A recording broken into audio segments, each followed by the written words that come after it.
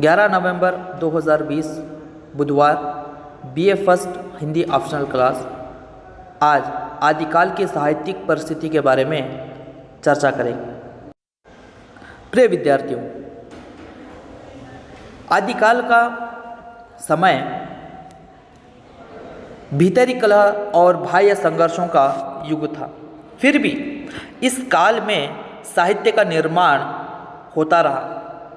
ज्योतिषी दर्शन और स्मृति, इस पर साहित्य लिखा गया।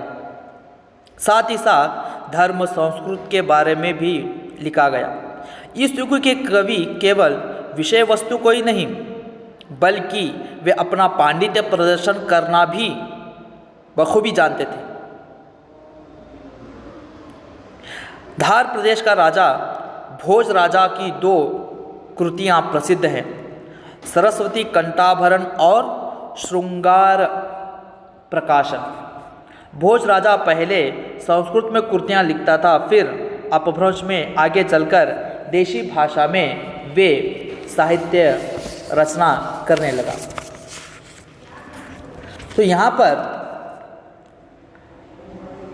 भोज राजा के आश्रय में रहने वाले जयदेव, कुंतक, महिमभट्ट, क्षेमेंद्र, हेमचंद्र और विश्वनाथ नामक प्रमुख कवि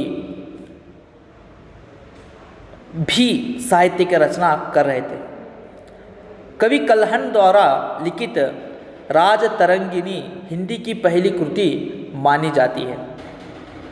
इस काल में, जैसे मैंने बताया, ज्योतिष, दर्शन, स्मृति आदि विषयों के अलावा हर्ष का नैषध चरित्र आदि जैसे कवियों ने अपने रचनाओं को यहाँ पर लिखा है। संस्कृत में भी खूब रचनाएं हुई। संस्कृत के अलावा प्राकृत एवं अपभ्रंश में भी प्रचुर मात्रा में श्रेष्ठ साहित्य रचा गया। जैन सिद्धों का साहित्य इसका प्रमाण है। देश भाषा में भी साहित्य की रचना हुई। साहित्य जनता की भावनाओं को, मानसिक स्थितियों का व्यक्त करने का माध्यम बन गया था। तो साहित्य एक ऐसा आधार है जो उस समय के बारे में जानकारी प्राप्त करने के लिए इस साहित्य महत्वपूर्ण है। आज हम आदिकाल के बारे में पढ़ रहे हैं, भक्ति काल के बारे में जानते हैं। हिंदी साहित्य के इतिहास के बारे में अगर हम जानना है तो इसका एक कारण है कि उस समय के में लिखा गया साहित्य हमारे लिए प्रमुख अंश है। तो प्रिय विद्यार्थियों, इस समय वीर रस को लेकर भी साहित्य लिखा गया। उसमें रासो साहित्य प्रमुख रूप से आते हैं। चारण और भाट कवि भोज राजा के दरबार में रहकर राजा की वीरता को बढ़ावा देने के लिए उन्होंने कृतियाँ लिखी।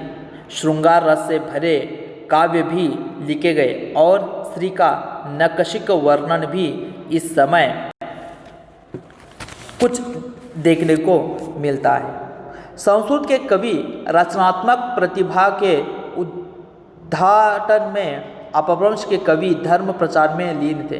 केवल हिंदी ही एक ऐसी भाषा है जो साहित्य के माध्यम से तत्कालीन परिस्थितियों को किसी रूप में उद्घाटित कर रही है। तो प्रिय विद्यार्थियों, साहित्य समाज का दर्पण होता है। साहित्य से ही समाज, उस समय के समाज, राजनीति, धर्म के बारे में हम जानकारी प्राप्त कर सकते हैं। तो ये साहित्य महत्वपूर्ण अंश रहा आदिकाल की परिस्थितियों के बारे में जानने के लिए। धन्यवाद विद्यार्थी।